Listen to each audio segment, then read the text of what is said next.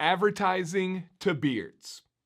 I'm just finishing the title. It says, did you know it is illegal for minoxidil to be advertised to beards? In the United States of America, I can't speak for other countries, it is very illegal to say this minoxidil ingredient, a drug. Now, if you're unfamiliar with minoxidil, it is the active ingredient in Rogaine.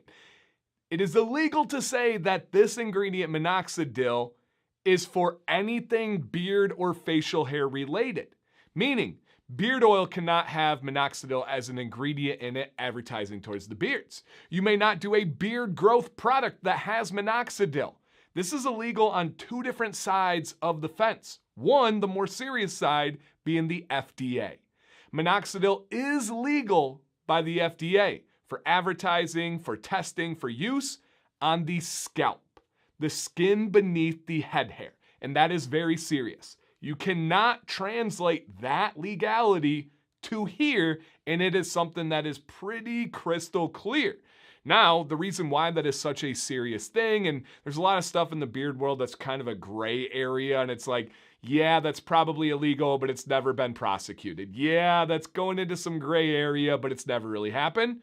With this one, it's very serious because what are some of the side effects of minoxidil? Oh, let's start with, I don't know, heart palpitations. That's real, look it up. With something as serious as that, we don't really have to worry about in the beard world, but the second you add in the drug minoxidil, it can get serious. But Dan, I used minoxidil and had no problems. My uncle used minoxidil and had no problems. Cool, bang, knuckles, dap it up, awesome. Those are real side effects that real people have experienced though, and it is only legal to be able to advertise that for the head hair. Now, on the other side of things, it's also illegal for the FTC, which is saying that you cannot say that this can help with beard growth, that this will give you a chance with beard growth, because it's not legal to test it on beards. We have 0 studies in the United States done on minoxidil with facial hair, at least to my knowledge.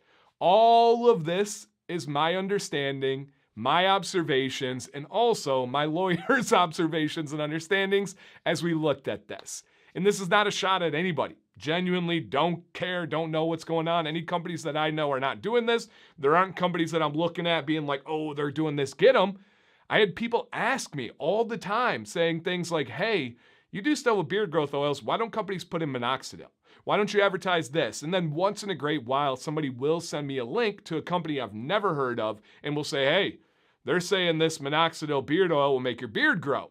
More specifically, there was a company recently that did a recall on their own, and it was a minoxidil beard oil. Now the recall, hopefully I said recall the first time. The recall was because of somewhere along the lines of childhood, like packaging protection. Essentially, the bottles were not childproof. Dan, my beard oil bottle's not childproof. Some of them are, but most of mine aren't. Is that a worry? Are they breaking the law? No. We do not have any burden of a childproof bottle because, number one, they're not advertised towards children. Neither is minoxidil, Dan. Got you. Number two, it's not really a risk. If a kid is going to throw back a 1-ounce shot of beard oil, they're probably going to be okay. Now, I don't advise it. I don't recommend it. Please don't do that.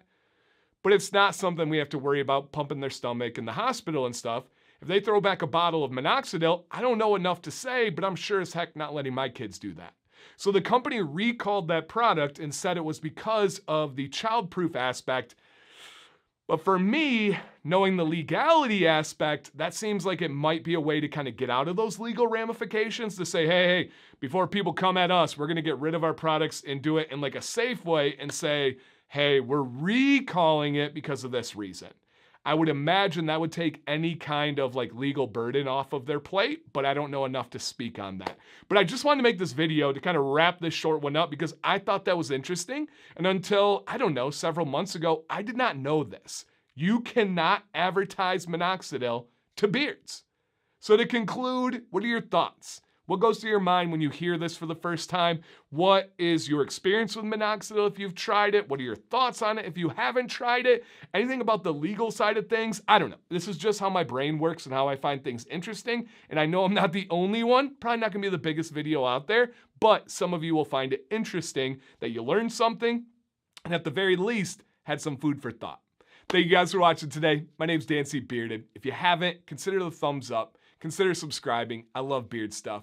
Please stay bearded and stay positive.